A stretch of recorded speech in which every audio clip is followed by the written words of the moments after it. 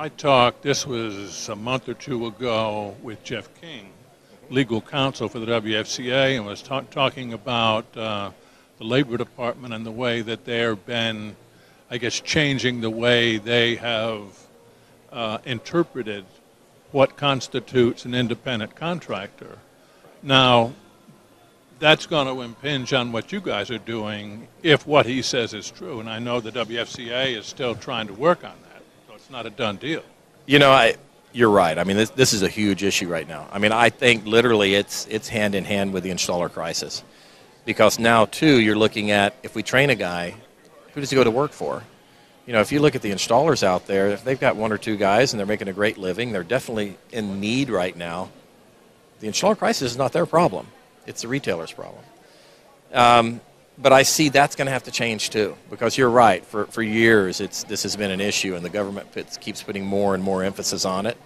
And you know, I've done a presentation actually at last CCA show, and you could tell that was a big issue with those retailers. And I think that what I see the industry is going to have to take a huge change, and I think retailers are either going to have to hire them as employees, or you're going to see large labor shops that actually can stay within the confines of that federal law to make it work. So it'll be one or the other, although I have to say, in just my unscientific interviewing retailers, the ones who have pretty vast. Yeah, well, the ones who have hired installers, or who pay a little bit more, but I'll say the primary ones who are hiring, they seem to have solved the installation problem for themselves anyway, not the whole industry, but for their little part of the world. You know, and it's funny, as I talk to retailers, I keep hearing this cost of turning it into employees. And I got to tell you, Dave, I owned labor shops and made really good money doing it. I don't see it the way they see it. I see it as another profit center, because if it couldn't be done that way, then why did I make so much money running labor? And all of my guys worked for me by the hour. They had benefits. They were in my company vans, and it was very profitable. So it can be done. Fear of the unknown. I guess we've done it this way forever, but it seems like there's also penalties involved here if they go to retailer A and say, okay, this guy has really been an employee for X months, years, then I'm not sure how they determine what is owed, but there will be something owed, and I'm sure that's going to weigh heavy on many retail. I've heard horror stories. I've heard of the numbers being in millions. I've heard the numbers literally being numbers that could have put them completely out of business. And I'm hearing more and more of those stories every day. But, yeah, I see it hand in hand with the installer issue, with the installer crisis. Get back to the CFI. Okay. What sort of reaction have you gotten from this whole WFCA acquiring CFI? You had mentioned some, okay, we're not going to get run by retailers, are we? But other than that, what sort of feedback have you got? I think all of it's been positive. I really have. I mean, there's depending on whether it's a retailer or a manufacturer that's approached me, they've all seen it as a positive move. And one thing, if we look back, WFCA has always been a strong part of CFI. They've always been a huge sponsor of ours. They've always been involved. Yeah, for years they've been involved. I think sitting down with Scott at one point, I guess he had kind of ran what they had actually done for CFI over the course of the last 20 years, and it was millions of dollars.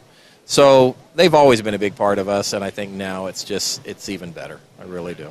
So it's CFI is really in a different gear. There will be a lot more production out of it, I guess is a good word to use. CFI, even though we're 23 years old, we're really in an infant stage.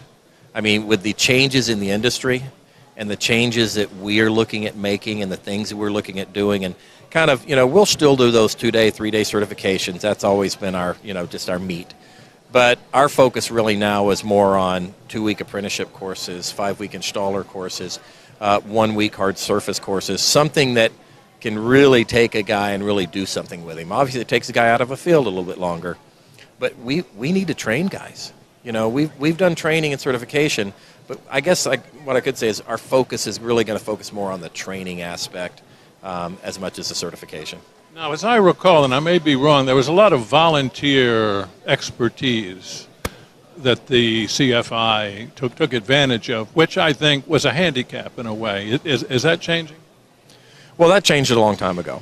You know, the volunteer part, yes, probably the first 15 years, 14, 15 years, guys like myself, thousands and thousands of hours we donated simply because we believed in what we were doing. We loved what we were doing. We wanted to give something back. So, you know, that leaving on Friday, training Saturday, flying home Sunday, and going back to work on Monday for nothing. But now for the last 5-8 years, we've been paying those trainers for their efforts. So that's really the only workable model, it seems to me. Yes. Because now, too, you know, back then it was weekends. You know, a guy could give up a weekend. Now we've got trainers that have been with us, of course, for many, many years. We've got a huge corral of some of the best trainers in the business. And now they're giving up their time during the week. I mean, we've got guys that do nothing but training for us now. And that's how they make their living. I guess that's another thing, is just developing the trainers is another thing that's going to occupy your time. I can see that.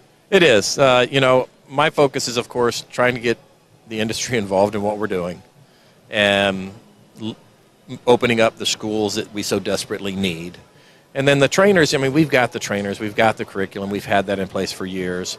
You know, even here at this show and in the last year, we've had manufacturers that have come to us that they have a particular product. I had even one come to me here at this show, and it's unique in the way it installs.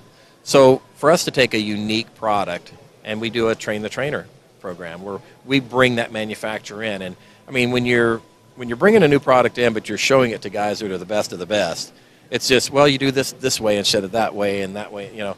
So we'll be adding actually 2 or 3 of those programs over the next year as well. Now, you personally, although you were the CEO at CFI, it's certainly been to a whole new level here. How are you personally reacting to that? Excited. You know, I've always wore, I mean, for many years in this industry, I've wore several hats. And I'm kind of really wanting to focus on this one. I mean, it's something that I have such a passion for that I'm just excited as heck. And there's so much that we want to do. You know, we've got a phenomenal group in the office, you know, Jill and John, and I believe we're going to get Whitney back at the first of the year. I think you know a lot of that staff. Just, it's a great group of people. So, you know, being able to work with them as my job, you know, because as executive director, it was still volunteer for me. And I did it because, again, I have a love and a passion for the organization. And I was fortunate and blessed to have visibility in this industry, so I did everything I could for them. But now to be able to focus on really the growth and the projects and everything we're going to do, it's exciting. It really is. Good luck to you and congratulations. Thank you very much, Dave. Robert, always great talking with you. Yes, sir. Always, Dave.